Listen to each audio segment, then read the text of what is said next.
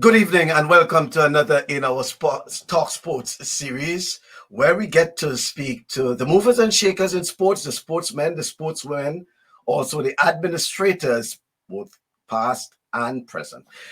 Well, this week we have a special guest, and as indicated, it will be our final midweek program for December and for 2020 as we get ready to go into the Christmas recess, and therefore it will be our final program midweek. That's on Thursday. Well, yeah, for the year.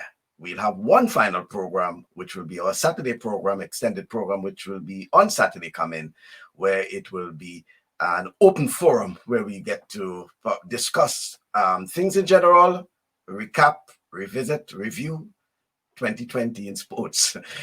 But nevertheless, this week our focus will be on a special person who has provided quite a lot in terms of sports to Grenada. And don't mind, I say quite a lot. He's not that old, but because he has been providing the services to Grenada from since a young boy.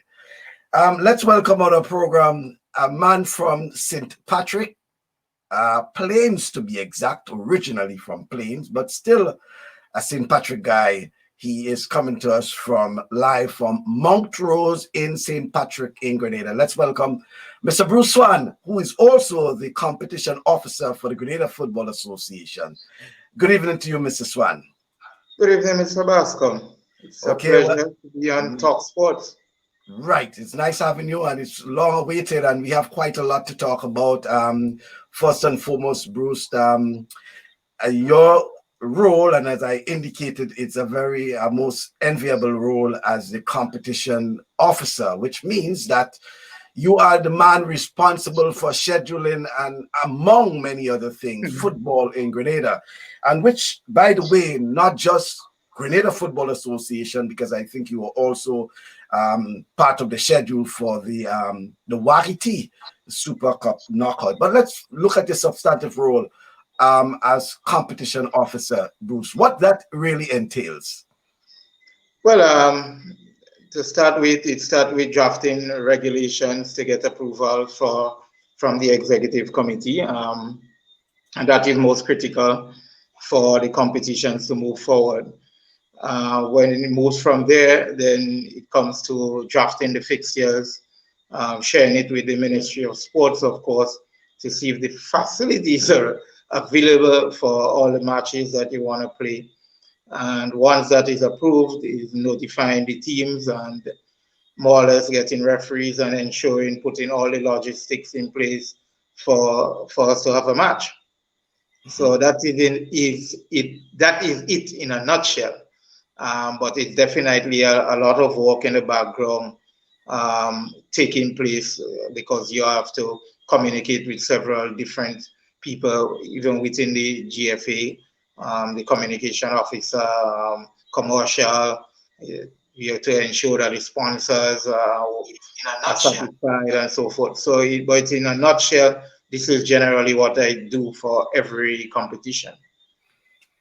And as you indicated, Bruce, is not just the GFA. So how do you, whether it's minor league or, private sector, we have limited grounds in Grenada. So how do you sit down, Bruce, with all the various stakeholders to ensure there are no conflict and, all these sort of things, which, we do have at times, in terms of scheduling? How do you? Well, it starts with the Ministry of Sports, of course, to ensure that the facilities are available. Football has changed its season, moving from May to December to August, May schedule. So that brings more challenges in walking around, athletics, cricket, during that January to May window where you have those sports being played. So it is quite a challenge. What we have been doing is sort of limiting the number of grounds that we use so that other competitions can happen and we walk around the schedule. It's a long meeting and discussion that goes on with the Ministry of Sports to ensure that we can get our schedule off, but also working with community organizers to share the facilities so that we can get our matches being played. Well, it on paper, Bruce, it may sound a bit, easy, because I guess a lot of people may be able to say, you just put a match playing there, a match playing there, and these sort of things. But then I know, in any tournament, well, competitions, whatever, especially in the Grenada context too, especially with the weather and all of that. So you have postponements, you have cancellations. So all these things have to, I mean, Bruce, I still want you to give the public an idea of how tedious this has to be. I am certain there are probably sleepless nights, as you would call, because when a game is postponed, and especially if you going into critical parts of the tournament, whether it's quarterfinals, semifinals, all these sort of things, you have to ensure that games are played. And taking into context also, Bruce, the resources available, ensuring that you coordinate with the referees and all these sort of things. Well, the movement with GFA to other competition officers, somebody responsible for this, has added much ease, because I have been on the executive and was the chairman of the competitions committee at one point. And from that standpoint, it creates a greater challenge when you're part of a committee coming in to working on all these logistics. Being in there and my experience in running competitions has really helped in terms of executing the competitions. I must say we have had major challenges, and the major challenge that GFA has right now in terms of competition is clubs playing ineligible players. So we are in constant evolution with our regulations to ensure that, one, you talk about postponement. That was a big issue in the past. The regulation has now evolved where clubs have to give you 14 days notice if they want a postponement, so they can look at the fixture, know what activities that they are having, and request a postponement quite early, so it gives room to regulate that. So it is the detail starts with the regulations, and you still may not get it perfect, but we spend a lot of time working on the regulations, and that can last sometimes 2 to 3 months, even though you are rolling over from a regulation of the previous season. But you have to look at all the things that happened in the previous season and see how best you can avoid those things from happening. So the regulations really set the platform for rolling out the competitions. The other thing is the enthusiasm of the clubs to participate in the competition and to attend all the matches. That is quite, for our youth competition, I must say, it rolls out, the youths are eager to play, this is quite easier. However, with the senior competition, you may get last minute calls of, can you push back the game later in the day? Because players coming from work and we have to travel across the country to play. So instead of 4:30, can the game play 6 o'clock? And I must say, with the ministry or the government move to put lights in the playing field, assisted in ensuring that those matches are captured and ensuring that the public can come out to see the matches in the evening after coming from a hard day's work. So in general, I would say regulations, enthusiasm of the club, and then the most critical one is the referees, the availabilities of the referees. We have been having a lot of referee workshops over the past 2 years and getting new referees to come in, but it's still insufficient sometimes to cover all the games that we have. So that in itself is a challenge. How we would have gotten around that, especially for our senior competition, is adding that fourth official to the matches. And so even though a referee or assistant referee cannot make it, you at least have 3 referees to cover the match, and the match can proceed. We have moved, well, clubs, I would say, not as in the past where you have maybe only the referee show up and you get 2 people from the village to run lines. That doesn't fly anymore. They will tell you straight up they're not playing. And now that moves trickling down to our youth competition, where sometimes 2 officials show up and the teams, one team may decide that they're not playing. So you're dealing with all those issues and you're getting calls. So when I have a kickoff time, and when, for example, we had GFA Cup and we have 4 venues playing matches and it's 10 minutes to 6. This is when I am most nervous because we had coordinators there. But if my phone don't ring, I'm happy. If my phone start ringing, I'm nervous because it means something is wrong and there's something that we need to fix. So I spend a lot of time before the match. The anxiety is really up to about those matches and executing those matches. What we have done is to work with the referees to ensure that referees come to matches early. We have been talking to them over and over again. We cannot be asking the teams to get there 90 minutes before the match, but you get there 10 minutes before the match. The 3 teams in the match, the 2 teams that playing each other, and the team of match officials that officiate in the match. So we really work with our referees to ensure that they get there early. So in most matches now, you would find referees, even though they reach 90 minutes, but they reach an hour, but for the late, it's half an hour. So if half an hour before the match, referee isn't there, that's a crisis for us.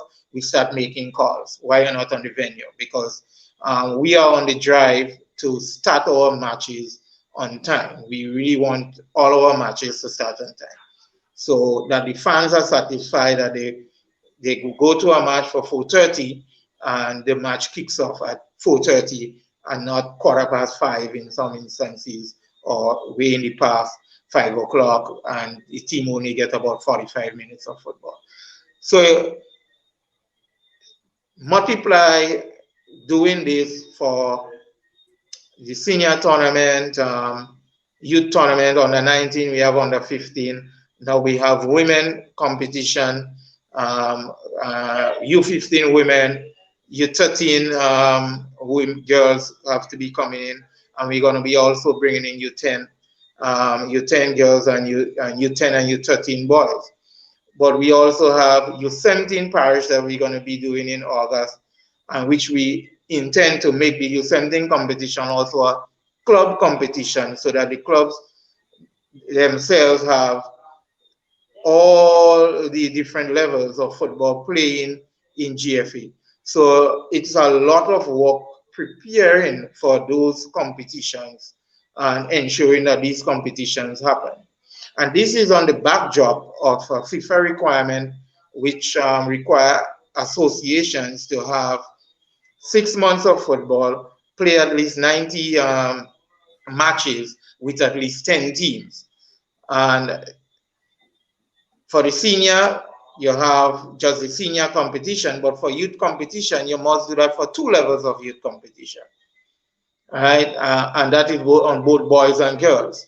But I also assist with the international matches.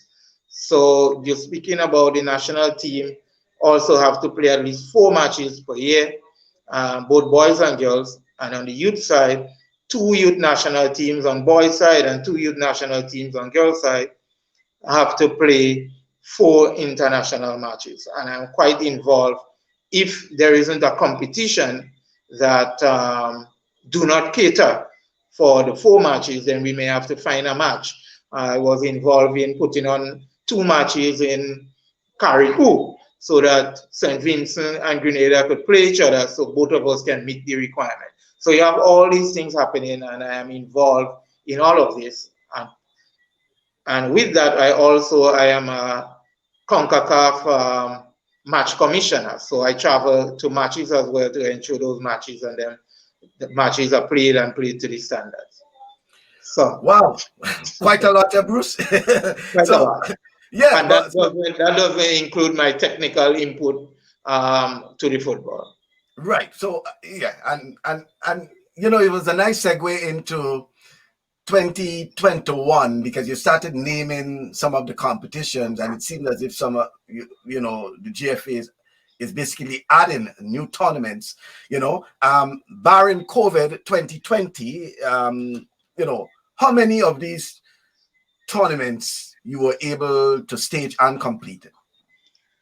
Well, wow, COVID-19 giving us a really hit, but so we started with the GFA Club Championship in January, and that went on to the semi-final stage when we had to shut down everything with COVID. So this competition we were able to complete in August. The Pure Grenada Cup competition, which was scheduled to kick off 2 weeks after COVID, I think, yeah, no, the week after we shut down, we were able to play this in, that would have been September, October. We had our U15 running from February, and we were able to complete the competition, not with all the teams that started, but with 9 of the 15 teams that were in the competition. And we were able to close off this competition in November. Unfortunately, the under-19 competition, which was scheduled to start the weekend we shut down, we were not able to host that competition, but we have started an under-19 competition in November. We also had the girls competition going on when we shut down, and we were not able to start the competition because this competition, the focus was trying to get schools to field team, and that wasn't working out to complete that competition September to, well, for this year. Given schools were on, they were off, the number of children that were attending, and schools basically came on full blown in the latter part of October. So those were the competitions we were able to have, and we were able to start. Wagiti would have been able to have the Super Knockout in November, December. So we are able to play football, and this happens on the backdrop of the office being proactive in trying to get COVID regulations and reach out to COVID committee to get our regulations approved so that we can have football played during this COVID period. Bruce, the more I listen to you, the more I wonder, well then, you know, what time you get for family and things, because, you know, it's quite a lot. My wife goes with me. Okay, right.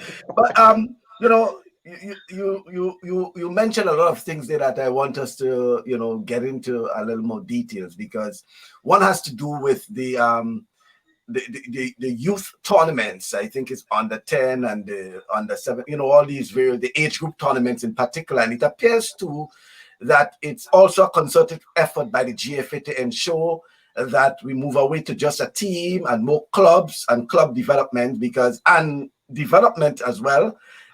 Because if you have in under 10s and under 17s and things, it means that it's almost a feeder ground for the various clubs that participate in. So it's almost like an academy in itself, you know, and not just the clubs, but the GFA and football in particular that will benefit. What's the whole thinking behind these various age group tournaments? Well, what we are working on is the long-term player development plan, and this basically sets the platform of how you progress to become a professional player. And GFA is on a path to ensure that players leave Grenada and able to, one, get a professional contract, two, be able to get scholarships in the US, or play professionally, not in the top countries, but in the second tier countries across the world.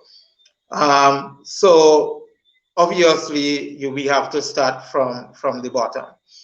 What we have seen when I joined GFA in 2017, we started with the under 19 competition, and then we had the under 15. We had the under 15 parish, and then we moved to under 15 club. The group of players that were active during that period, we are seeing them now filtering into the club teams and playing a critical role in the team success. I just want to point out Queen's Park Rangers in their starting lineup now, they have four 17-year-olds in their starting lineup, including the goalkeeper. And the goalkeeper was able to save for St. George's, who made it to the top four in the Pure Grenada Cup. So then you have to look at Paradise, who a number of the young players are coming in. We see Stefan Abraham was able to get onto the national team.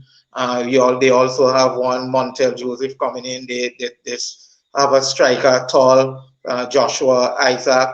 Those are young players that come through the ranks and are now on these teams. St. John's Sports have a 16-year-old that is have started for St. John's Sports for the entire year 2020. So we are seeing the success, but we really want the success to start earlier, and that these players would be able to play at a higher level by the time they're 15, 16. So how do we achieve that? First of all, we must play football over a 9-month period. So we are speaking about all levels of football playing over 9 months. That's why we're speaking of the GFA season running from August to May. All right, FIFA, for funding purposes, they give us 6 months, but in reality, we need 9 months. We also going to be kicking off the female season on the 23rd of January, and which runs right up to the end of October. So, and we are looking at, again, the various levels. So the long-term player development plan will transition players from that grassroots, which is your U10s and U13s, into your youth program, which runs from your U15s, your U17s, your U19s, and onto the senior team. And you'll find a lot of the U19 players should be moving on to the senior team, first team, or the club second team. And that is something that we have to activate going forward also, is that have a reserve league for the club second team. And definitely we want all of this to happen through the clubs, so that club brand keeps expanding. So in reality, we actually in the GFA season now, or it's from 2020? Oh, we currently in the season, right? Yes, so GFA have shifted their season to fit the European season. Okay, so that's the August to, say, May, right? Yeah, end of May. Right, so that's why you were speaking about January and all these sort of things, right? Because competition. Bruce, therefore, what leeway is there now for the minor leagues? Because it was usually the case when it was the off season. We have the minor leagues, we have the private sector competition, all these sort of things. Are these things taken into consideration in terms of the whole scheduling and rescheduling? Well, minor league football, we have a committee looking at our leagues, right? And minor league football is something that GFA promotes. However, what we see in the minor leagues and what minor leagues used to bring to the table is, I would say, new players, right? So minor leagues were the gap where you go into the community, you find new players, and clubs recruit those players to join their teams. What we have, and you can attest to that, GFA has grown significantly with the number of clubs involved in GFA. So a lot of those minor leagues teams that did well within the parish or within the community, they now join GFA. So you have a pool of 30-something clubs there in GFA. And what we find happening now is that the minor leagues and GFA are competing for players. So when you go to a minor league game, you are seeing the same set of players. So let's take a St. George's scenario around Darbo or Queen's Park area. So you might have had a competition in the area, and you have a couple of teams from River Road, you have Darbo, you have Bounty Rush. But when you leave home to go and watch Darbo play, you might see 5 players from Hurricanes, 3 players from St. John's Sports, 2 from Paradise. Yeah. You understand? So this is what you are seeing now in the minor leagues. And these players are not only playing GFA, but they are playing in the lines, or they are playing in a competition in Grenville. And over the years, what we have seen is that the level of play would have declined because players are not training, they are just competing. So the mistakes that they have been making, there is no correction taking place. So in all, we encourage the minor league. GFA will have funding set aside to support minor leagues, but the minor leagues have to be in such a way that it benefits the development of the football. Right. Yeah. Yeah. And I think it makes sense. I mean, thinking about it now is a nice analogy you brought there. I mean, though there's always a case where they say that guys are hungry to play football and they'll go anywhere, whether it's to go to Grenville, if we leave, as they'll say, town and go Grenville to play football, they will go, But as you said, it must be in a structured way in terms of developing. And as you indicated, sometimes you'll find a team in a community and probably half of the players are not really from the community, they're from somewhere else. And it's not serving the purpose of developing what it should be, On to another point, Bruce, you made. And I just want to go to that there because we'll come back to the other area. As a match commissioner, CONCACAF match commissioner, I should say, there are those who do not understand the role of a match commissioner. Those who do are those who really followed the football deeply and understands the intrigues of, what is expected sometimes. But your responsibility as a match commissioner, especially when there are CONCACAF tournaments and you are called upon to serve?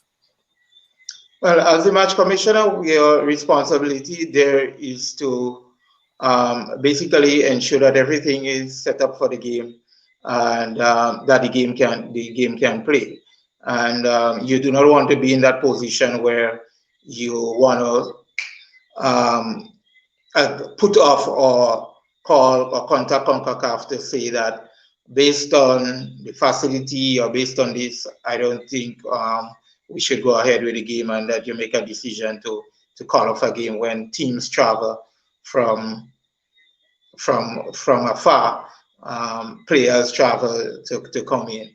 So the basic role is you go in there to ensure that the game can play and to work with the federation there to ensure that the game is put on at a high level. In the past, the match commissioner role was more complex. So you would have to check out the venue, scout the entire venue, ensure everything is ready, the locker rooms, whether they have all the pipes are running, the toilets are working, they have the minimum number of showers, tables, everything in the locker rooms. The pitch, you have to go examine the pitch to ensure that the pitch is proper for the match. The lines are neatly drawn and they are marked correctly to CONCACAF standard. Even the lights, you have to deal with the lights to make sure that the lights are of international standards. So in the past, you would have done all that, and then you have to do the match coordination part which is ensuring that the teams are checked, that is checking the team's passports, the players, the checking out the uniform so that you don't have uniform clashes, working with the referees to make sure everything is in place, everybody is aware of the rules, and working with the media to ensure if the match is broadcast, to ensure that the match is broadcast on time or the match starts on time so that people are watching when they log on to a 7 o'clock match. The match kicks off at 7 o'clock. So you, in the past, you deal with all of that. However, FIFA in its last World Cup would have broken up this into three. So it moved from the match commissioner alone, then it moves to a general coordinator and a match commissioner, where the general coordinator will deal with the venue stuff. And now it moves to three. So the venue coordinator ensures that the venue is ready for the event, and he does also host the match coordination meeting. And then you have a match coordinator who deals with the things with the match itself. So the training times, the team callers, time teams enter the venue, what are the protocols in place for the match itself.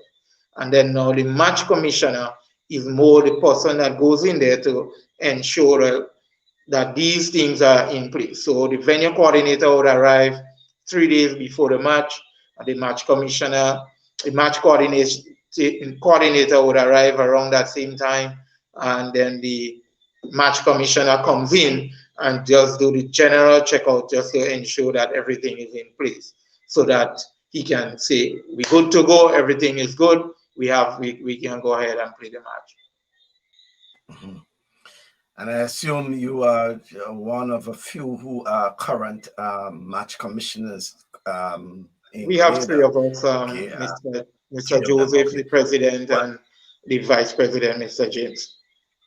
Mr. Alan James, yeah. Well, as myself as a former CONCACAF venue media officer, I think I have an idea of the collaboration between the match commissioner and the venue media officer and all that has to take place. I used to do venue media officer for Red Bull Stadium in New Jersey. Okay, so I have an idea of that.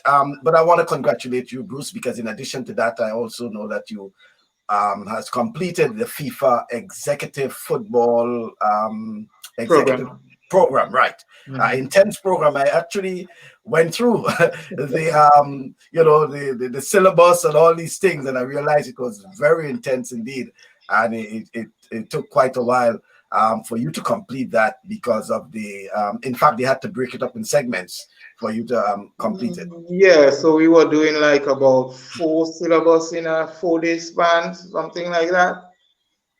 So it was quite intense, but it was a great experience. It was the Caribbean General Secretaries and Andre Charles, who is our finance officer, and we were able to attend this in Trinidad in UE. So the course is done through CIS and UE.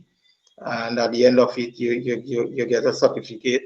Also, you can get credits. The credits would go to courses that you would take in any university. So it was a quite intense course and covers from communication, marketing to event management, project writing, project preparation. It was quite intense, and then you have the administrative side, finance, general administration. So it was quite intense. Okay then. Well, congrats once again, Bruce. And you just it was almost back to back with GFA tournament and then the Wagiti Super Knockout, which you also was coordinating to an extent.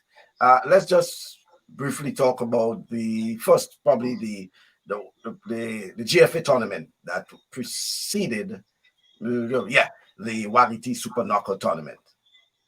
Right. So the GFA Club Championship is what we started with no fans. We broadcast the games. That's the top tournament, the GFA Club or Club Cup? Club. That where Club. we Yeah. started with this. We had to close off this tournament, and we started with the semi-final when we could have played in August. So this game was broadcast live, and that was the test piece. We had very good rates showing there, especially on Sundays. We had over a couple thousand people looking at the matches. Uh, that transition into the pure Grenada Cup, which is contracted out to Mega Force Promotion as well, and I was the coordinator of that competition, and that too we were able to broadcast the matches and were able to get some fans to start coming to the stadium. And this roll over into the Wagiti Super Knockout. But I must say the enthusiasm for sport and the drive to attend this sporting event was great. And we really had to be tight on restricting people from coming to the stadium. So that in itself was a challenge amidst the COVID. How do you get people not to come to the stadium? Because here you're talking about a big finals, St. Andrews versus St. Mark's. And the whole of St. Mark's, they would want to come. And St. Andrews, which of course is the biggest parish, the whole of St. Andrews want to be at the stadium. So managing that was a challenge, but we were able to broadcast it so people could stay home, and we encourage people to watch the match on our streaming avenues. Those two tournaments would have set the platform on where we really want to go in terms of teams arriving, match kicking off on time, and that trickle over into the Wagiti Super Knockout, where we had 28 matches being played, and all matches was started within, I would say, 2 minutes of the scheduled start time. Yeah. And I'm glad you said a test piece, because I think when I spoke to Mr. Dwayne Gill of the Grenada Cricket Association at the time, he was gauging the exploits of the football, and being shown live, streaming then being shown live for the Cricket Association to start their own thing. And it seems as if it worked out well, because thereafter cricket also started it. So I thought the whole experiment by the Grenada Football Association was commendable, and even, as you said, it'll trickle into the Wagiti tournament, but what sort of feedback you think the GFA would have received to be encouraged to continue something like that in going forward, not just for this tournament or when it comes to that, but in the future? Well, the GFA also has its competitions. Remember, I mentioned the Wagiti because you spoke about it, but we also had our GFA Cup competition happening during the week at 4 venues simultaneously with the Wagiti tournament. The feedback was really great in terms of people wanting to see football, and this was the main thing that was happening, given that you did not have all those mega events. I hope that going forward, that the sport isn't overshadowed by outside entertainment or other entertainment, and that the sport in its entertainment form is the entertainment that people come to support, as we would have seen in those competitions over the last few months. So this is the main thing, that we would have seen that in the past, the talk was in the Wagiti competition, people go to see the show and not the football. But there was no show, and people came out because they want to watch football. And this is what we want, people coming out to want to watch football at the facilities. The challenge that we have in Grenada is to ensure though, that the facilities that we use are accommodating to not just the teams that play, but the fans. So seating is a critical factor. Toilets is a critical factor. Concession is a critical factor at those matches. So security and all the works, medical and everything that goes with putting on an event is a critical factor for hosting the matches. So part of our regulations in GFA going forward, we would like to host Premier League matches at one venue. The conferences, so if you're in the Eastern Conference, you play at one venue. In Northwestern Conference, you play at one venue, and so on, so that these matches can be played where it provides the accommodation required for fans to be comfortable going to the matches, but also players to entertain the fans in a controlled environment.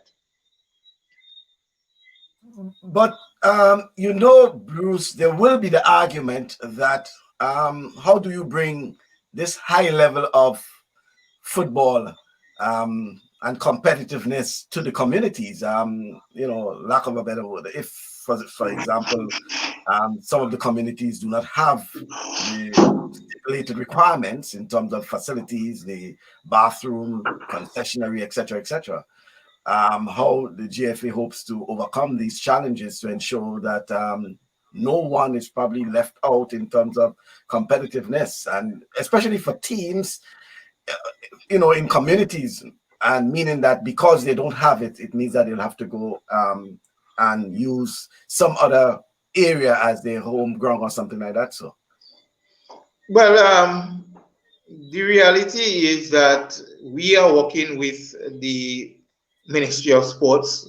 I know the president and the minister had a 4-hour meeting, the initial meeting, and communication continue, where we can help work with the ministry so that both of us together can help develop some facilities that would be football focused in every parish, so that we do not leave entire community out of the loop.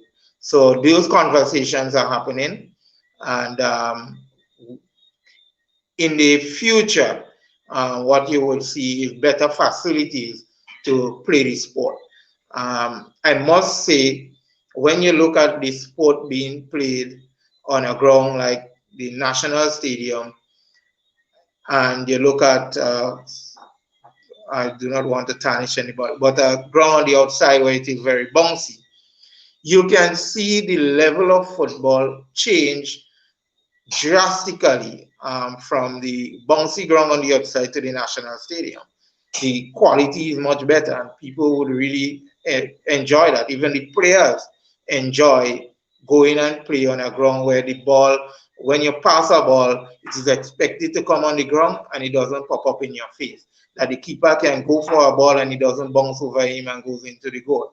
So those things that we're going to work with the ministry and ensure that those facilities get up to speed, because it's a safety issue also for the players. We see that sometimes even the referees walking in those facilities when you're trying to chase a ball and then you just twist your ankle or so in one of the holes in the playing field. So those challenges we want to get rid of. And as we develop new players with all the youth competition, we want those players to play on facilities that they feel comfortable moving the ball around and they don't have to worry about the ball bouncing all over the place. Mm-hmm. Okay, folks, well, just to remind you that we're speaking to Mr. Bruce Swan, who is the competition officer of the Grenada Football Association. He's speaking live from his current home in Montrose in St. Patrick, the beautiful island of Grenada, Southern Caribbean to be exact. Bruce, continuing with the discussion in terms of, I wanted to, move away from the substantive issue of football just for once, because I promised that I'll try to get some word in for your own endeavors. Your summer academy that you have, the annual summer academy. Unfortunately, we have to blame COVID for so many things, so many wrongs for 2020. But let's talk briefly about your summer academy, what it is about, and what we can expect come 2021. Well, we run, my wife and I, we run summer camp 473. It's a summer camp we hosted at the stadium for the past 3 years. Um, and what we do there, yes, we have a fee for people, kids to enter the summer camp. But what we do also is raise funds so that we can get the kids from the homes, or whatever you say, kids that cannot afford or less fortunate kids to come to the home. So we reach out to people in the diaspora and in the local, well, in Grenada, to support, fund a child to come to the program. So our summer camp is learning through experiences. So it's giving the children plenty experience in various areas. So we are more interactive than a classroom setting. So that's the focus. So we bring in also speakers to talk to the kids in various topics. We normally will set a focus for the summer camp. So let's say we want to deal with marine life for this period. We would bring in expertise from the marine industry to talk to the kids. We would bring them out to go to the river. We would bring them where we're always on the beach. We have a relationship with Sun Lover that we go with them to explore the marine life under the sea. So we do a lot of different, if that's the team, we do a lot of different water sports. But we also have other things.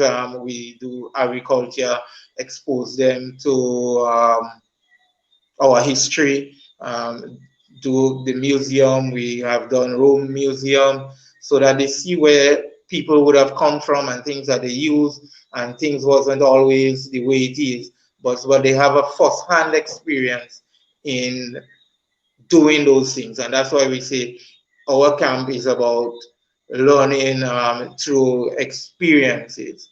So we had a year, we had one lady, I can't remember her name. Oh, she would kill us for that. But we did a recycle project with plastic, plastic bottles, and so that was from part of a sculpture she was doing, and the kids were able to do part of that within the summer camp. So it's a lot that we do.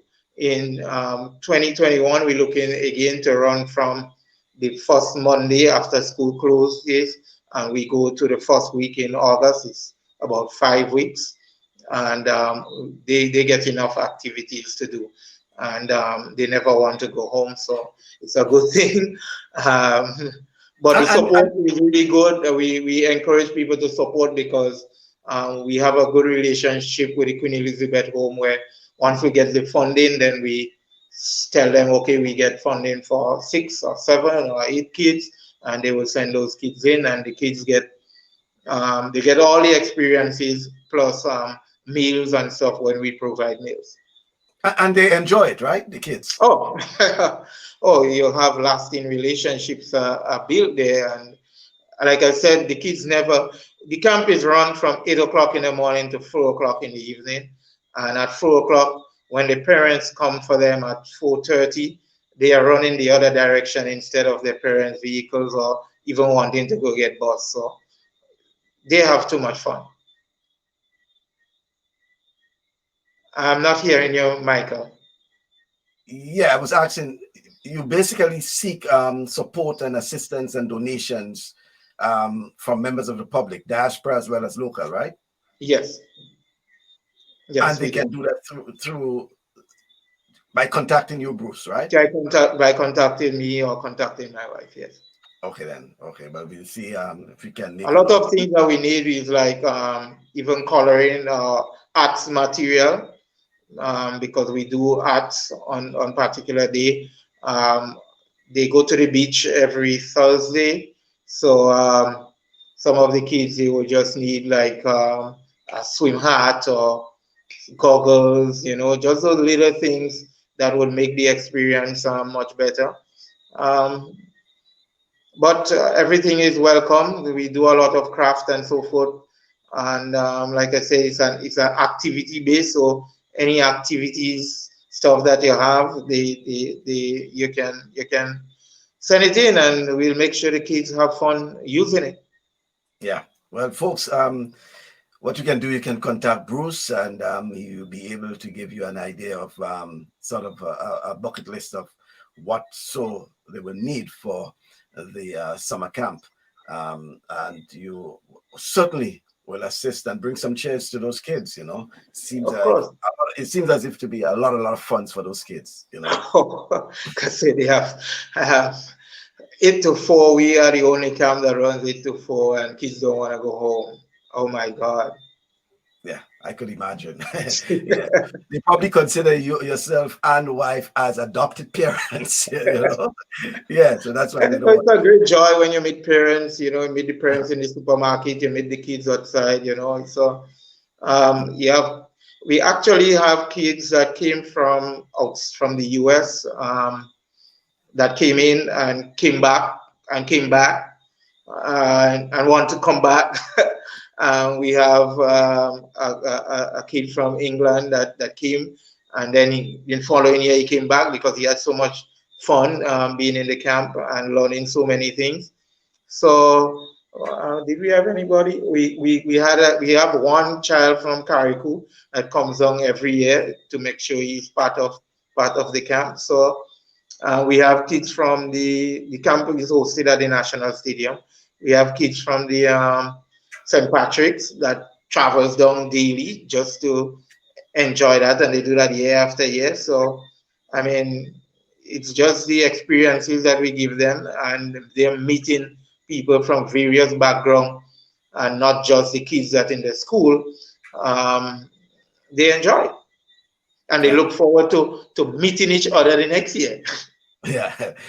Well, I want to congratulate yourself and your wife for that great initiative, because certainly it appears that it has been inspiring a lot of the kids, and encouraging them, and at least bringing some cheers to them. So I'll try to ensure that those in the audience who believe that they can provide some assistance to contact yourself or your wife, and they can always get the contacts from me, or you can just look up Bruce on Facebook. He's Facebook, yeah. Yeah, very popular on Facebook, and you will be able to make contact and certainly assist in whatever way possible. Bruce, I don't know if you are in the know, but regarding our national football team, is there any word on probably when or they'll start training or be in competition? We're looking at March. CONCACAF did not send in the detailed schedule, but we're looking at World Cup qualifiers, which we were supposed to take part in, and we're looking at 3 matches during the FIFA match window, to catch up on a number of matches. We are going to be hosting some of those matches, of course. I know our matches, once the schedule comes out, it would be at 7 o'clock, Kirani James Athletic Stadium. We also have Gold Cup, CONCACAF Gold Cup, and that is still scheduled for July next year. So we have a lot of things happening. So the national team basically would go into training in January. A lot of the players would be in our elite program, and we have done an arrangement with the government. Again, like I said, we and the Ministry of Youth and Sports work very closely, and the government work very closely in rolling out what we want for the development. So our elite program, which is basically something from the Ministry of Sports, which piloted that program with Junior Murray in the cricket with some of our young talents that are playing for Windwards and going on to West Indies now. GFA would have a number of girls and boys involved in that elite program where the youth department provides stipend through the Imani program, and we provide the technical resources to ensure that those players are developed to the standard. So they may be training twice a day. We will now have time to do the outside of football work, which is basically the social skills, the psychological work with them, their own personal development work. So this program, we hope, would propel our players to move on to a professional pathway within the next 3 to 4 years. So we have players from 18 years, and we're taking players up to 23 years that would be involved in that program. It's a limited number. It is a start. We have our coach. I can't recall the name, but there, I know he's coming from Canada, and that he's going to be coming in from January, and he will be part of that program to work with the kids and also work with the other national players to ensure that Grenada performs well on the international stage, or continues to perform well on the international stage, and get back to sub 100 ranking. And the women's are not left out because the women, rather I should say, but because CONCACAF this week or last week launched what they're now referring to as the new senior women's national tournament or something like that. So right. So CONCACAF is replicating the Nations League with men with the women. So that is going to be rolled out.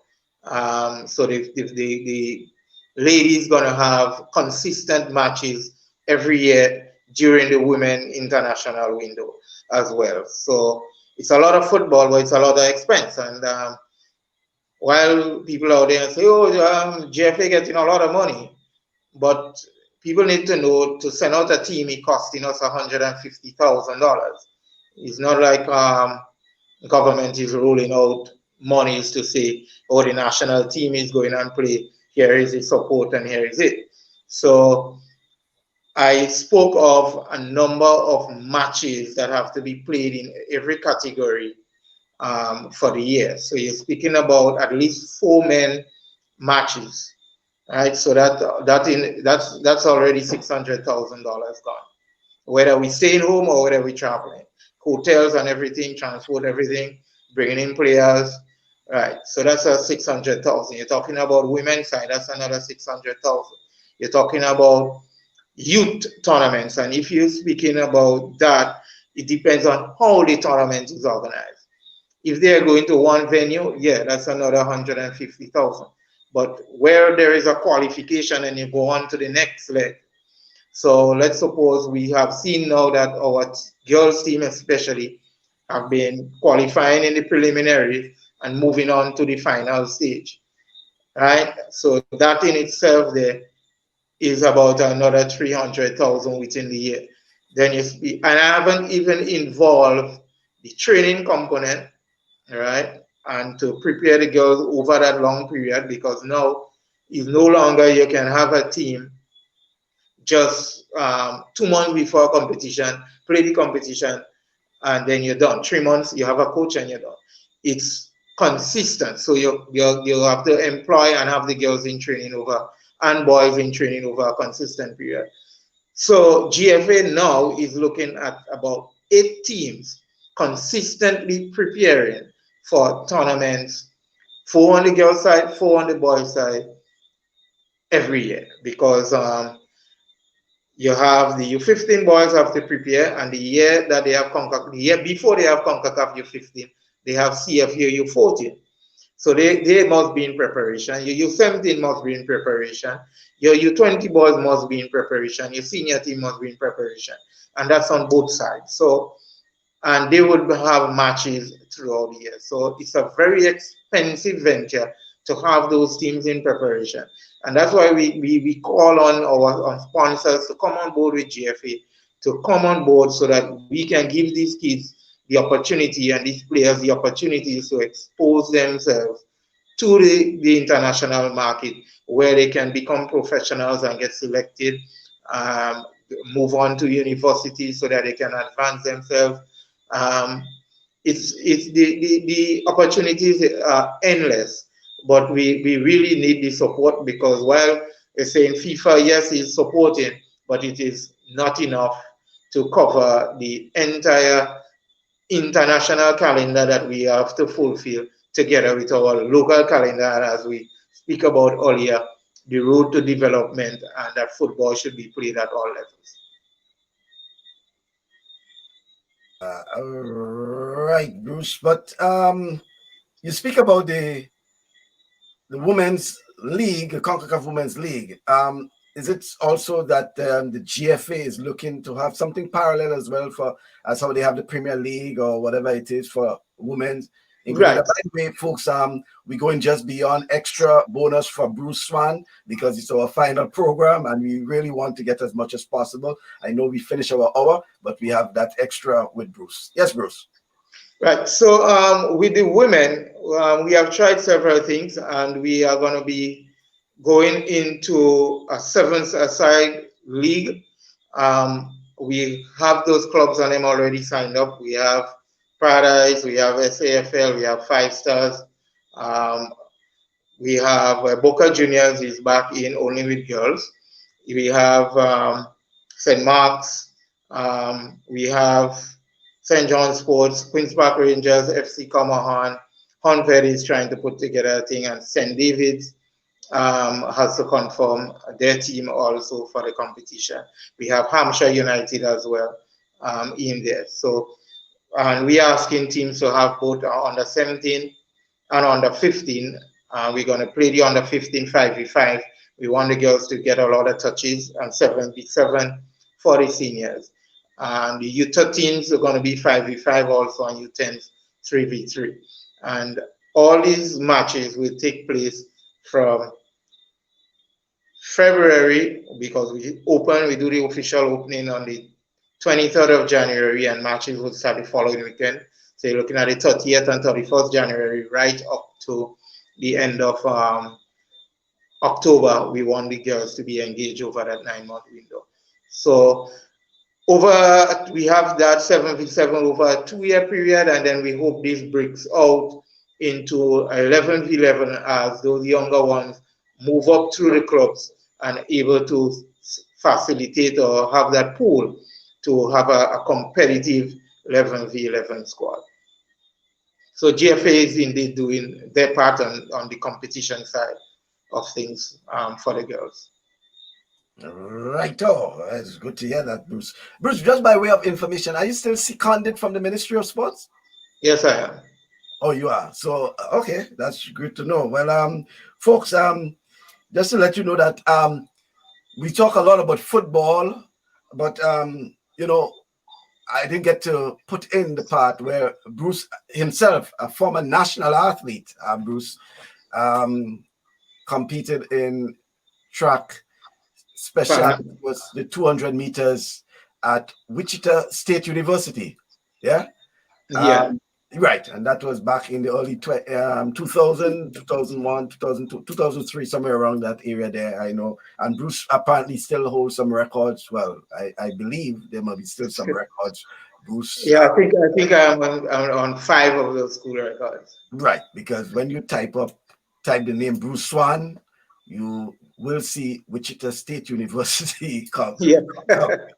And a champion in his own rights too, because you won some of the championships, regional championships, I should say. The Valley. The Missouri Valley, that was our conference. The conference, right. So I won the 200, I won the 200 indoor, I won the 200 outdoor. I went on, I qualified for NCAA National in the 200 meters in 2002. 2001 was the, no, I'm mixing up my dates. 2002 was the 200 meters. That was the NCAA Nationals that was with Francis down in LSU. Didn't get off the preliminary round. And the following year, I qualified for the 100 meters NCAA. Actually, Sean and I was in the same heat in the semi-final of that championship. So yeah, so at one point I was, I would say, in the top 16 of the college sprinters in the US. Yeah, how do you relive those moments, Bruce, of competing in the NCAA and those times? Because as you mentioned Sean Lambert, because we only had those yourself and Sean, I think, as the sprinters, basically, while we had Francis in the quarter mile and thing like that. So yourself and Sean would have been sprinting 100, 200 possibly, and the 4x1 relays as well. Yes. Yes. Well, when I started this 1530 plan, things were going so well, and I was blazing the street by me here, and popped my hamstring, and I thought, that was the mind saying that you're still in 2000, 2001, 2002, 2003. And the body saying that, no, you are 42 years old. So those things didn't coincide, but definitely I would have made a trip back to Wichita. I still follow the school and the school successes. That the school moved conference and moved to a bigger conference now, and they are doing well. I can remember at my time in Wichita State, the boys team was barely 25, and the girls team, we were struggling to meet the minimum requirement of 14, even though we won the Valley 2 years that I was there. But the last time I went back, I saw over 90 something athletes in the program. And I mean, wow, that was a tremendous change from what we have started and what we would have built to where the program is now. My name is still up on a lot of the things in school, in the basketball arena, out on the track. My pictures and so they are still up. And I started my wall of fame. Yeah. You're not start, Bruce. You have to finish that wall of fame. I tell you, you have to finish it. I was looking. I went over. I have some watches, and I was going through my watches, and I was like, I have so many watches from championships. I have a watch from a champion, 200-meter champion in an Indo meet in Nebraska. We won the Drake relays, the 4x200 meters in 2003. We won the 4x200 meters at Drake relays. I have a watch from that. I have my Missouri Valley Conference watch. I have another one. I can't remember from where. But you're going through your things and you're like, oh, I have a lot of championships. Plus, some of the things are done by my parents. Like I was an NCAA scholar athlete, Missouri Valley scholar athlete. So you have those plaques and those stuff. So I don't know if I could find space and so many certificates. Actually, I was doing some work with Kevin Toussaint earlier during the lockdown. Somewhere we fall apart, and I need to catch up to him again to see where he is at. But I was doing some work, and he has been having some tremendous success from where he was to progressing, because I am still a level 4 IAA coach, which is a professional level coach in track and field, and still the youth development officer for track and field. Not been doing much work in track and field because football have me doing a lot. The only thing I've been doing for track and field mainly now is putting on twilight relays in for as a give back to the community where I come from. So that's it. But I hope to be able to do some work again in track and field with some athletes. I still have the know-how, the knowledge to get athletes to the next level. So my short stint, remember when I came back, I had Andon ended up coming third after Ivan, that character after Ivan in Tobago. He finished third. We would have done some work with even Buksu and some of the other athletes, Colin Felix, who would have done well. So that elite program would have started with that group of athletes: Benjamin Hood, Buksu, that is Nilan Joseph, Brent Joseph, Colin Felix, Rina Mitchell. So we had a number of them where we would have worked with them, and we see Colin move on from that and did very well. Benjamin, who had a good stint while he was doing his law degree in UE on the sports team. So I still think I have a lot to give back to track and field, and as all our competitions in GFA settle up, I would find some more time to do some work, even with some of the coaches and with some of the athletes. Yeah, well, Denise is saying that we need you back in track. So I definitely need you back in track, she says. And no doubt, Bruce. As a level 4 is just below the tutor, are you referring? I think you just below the level 5, which is equivalent to being able to tutor or something like that. So I am a level 5, but I'm level 5 in youth development. Youth development. We have a number of level 5 here. Collins, Peter specialized in chores. I think Jimmy specialized in chores. Dennis, I think, specialized in program development. I can't remember. Dennis, you can correct me. I know Mr. Francis. Well, he's an instructor. Wayne also at that level. So there are a number of people here. You said Wayne Maxwin is one. Wayne Maxwin would be at level 5. Albert should be at level 5 also. But the main thing here is level 5 is more of a coordinator role and advisor role.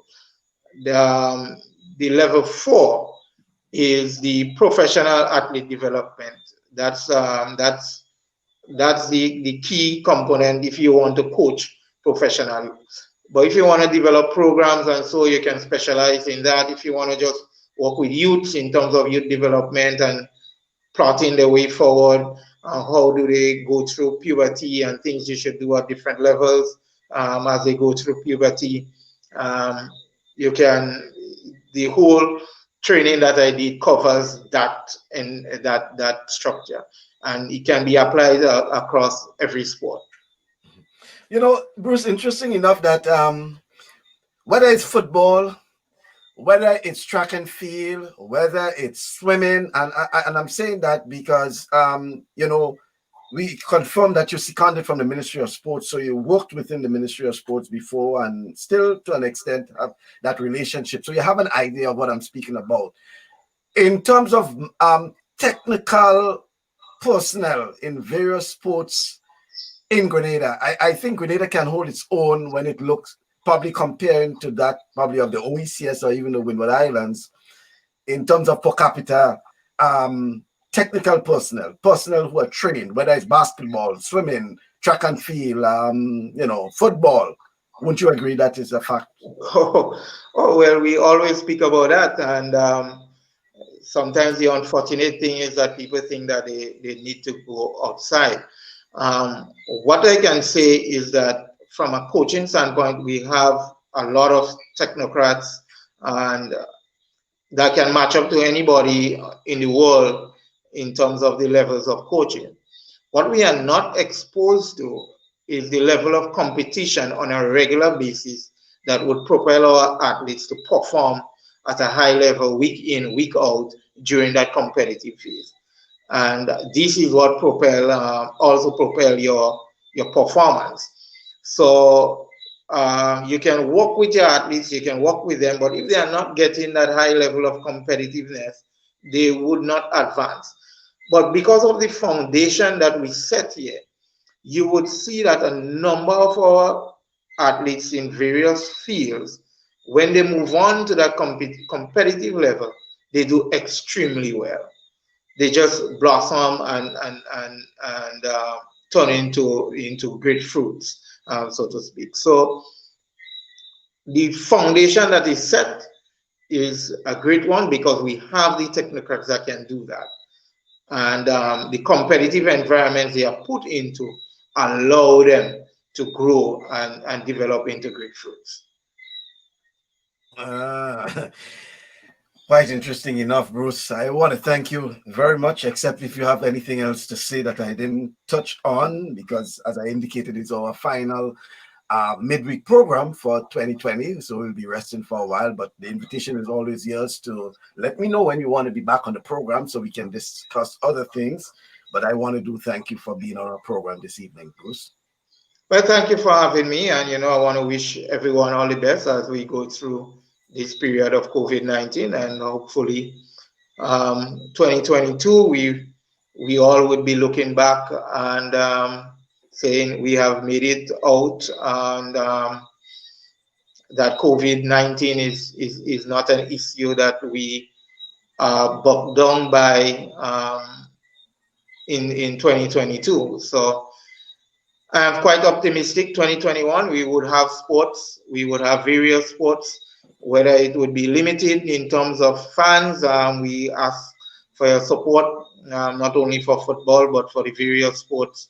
The kids, the players, they need that time to vent, to relax, to perform their skill, to feel a sense that they are appreciated and accepted within their community. So during this COVID period, we encourage you to be safe, send your kids out, make sure the coaches are following the COVID protocols, they are maintaining the necessary list of players attending training and taking the players' temperature, and they are doing the necessary safeguarding to ensure that the players have a good experience in training and on match days, both in football and other sports.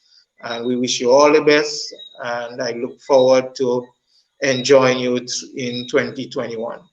Yeah, but before you move on, Bruce, because I like how you ended, and I mean, which brings me to the point that if you can wrap on that point, where is, do you think that the COVID would have provided us, not by choice, but provided us that opportunity to review and revisit some of the things we have been doing and find ways of how we can do things better? And about sports in particular, yeah. Well, yes. Like I said, for us in GFA, we never stop working. So we never stop working. But it has given us a time to reflect on what you're doing and how we can do it better. It's stress that management is of critical importance for the sport to grow. We would have done some workshops, which the clubs really appreciated. We did a workshop in strategic planning for the clubs, one in financial management, one in commercial, which is sponsorship and marketing. We would have seen from there some clubs are making some changes. We now have The leagues that we are doing are under review. So the whole structure of how we execute sport is being looked at, and that have COVID-19 have given a time that you step back, you look at what is going on and how you can improve. And I spoke about the various changes that we're looking at in our leagues in terms of performing, playing in environments that create a safe and safer environment for players, but also convenience for the fans. Um, you'll see that cricket too also would have looked at what they are doing, and we saw netball that they are going around now and doing some programs in the communities on Saturdays and so forth. So I think everyone has gotten a chance to take a breather, look at what you're doing, and see how best we can go forward. But I must say, from football standpoint, one of the critical things that we identify is the management at the club level. Um, we have to do a lot of work there to, if we want to achieve all these goals that we have for the players in the near future. Yep, Bruce. And the final point is that phone. I really would like to get that phone for that phone you're using for Christmas, Bruce. Samsung Yeah, Samsung. It's a Samsung J7. It's not expensive. It works.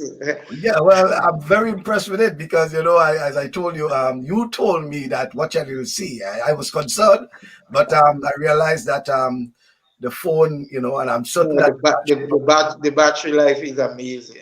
it's I a told you, beautiful. I took my phone. I went out for the entire day, and when I came back, it was 89%.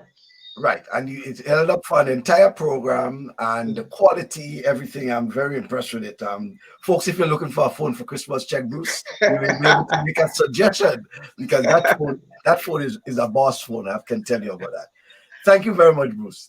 All right, thanks for having me. Okay then. Hey folks, that's Bruce Swan live from the village of Montrose in St. Patrick.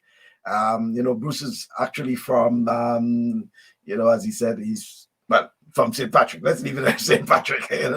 But I want to thank Bruce for being on our program as hi Judy, thanks very much for giving Bruce that support. Um well, continuing to give him that support. Yes, he's very. I thought you kept him straight and narrow. Bruce probably laughing, but thank you, Grace. Also, as she said, bravo, Bruce, and John always being on our program. Obviously wants to wish Bruce all the best because I thought it was very informative information. And folks, once again, if you think you can provide some assistance to Bruce and Judy to their program, you can always check them on Facebook. I think what they're doing in terms of that summer camp, as he explained, very, very important. And bringing a lot of cheers to those unfortunate kids, and as he explained that they love it, so you can contact him, and if there's anything you can contribute towards, he can probably tell you what they will need, especially for the camp in 2021. You have enough time that you can converse with him and provide them with the okay, so we have an email actually, summercamp473@gmail.com. You can send an email there. And so Grace and John and all the others, you can contact them. And I'm certain that both Judy and Bruce will appreciate any assistance you can give, even if it's to assist one child in that camp. Whether, as he says, if it's swimming, probably a swimming cap or a swimming trunk, whatever it is, they will let you know what it is they need, and you can provide that sort of assistance. I really, really appreciate if you can assist that, because I get the updates from Bruce every year regarding that, and I always ask myself, Michael, you have to do something. You have to see how you can assist Bruce. Well, I normally will share it with folks, but I think is an opportunity I can use to ensure that other people get involved and assist, because I know, as he explained, what is bringing to those kids, unfortunate kids. If you cannot give monetarily, you can probably provide some assistance. And here is an avenue you can use. So once again, the email address is summercamp473@gmail.com. You can address it to either Bruce or to Judy, or Bruce and Judy, and they will get that, and you will be able to provide some assistance to those who are in need. So once again, folks, I want to thank you for viewing, and don't forget to join us on Saturday for Talk Sports from 1 p.m. That's Eastern time, which is 2 o'clock Eastern Caribbean time, for our final program for December and 2020, which will actually be an open discussion. So you have the opportunity to speak on various issues on sports. So I want to invite you to join us on Saturday from 1 o'clock, 2 o'clock Eastern Caribbean time. So until then, stay positive, test negative.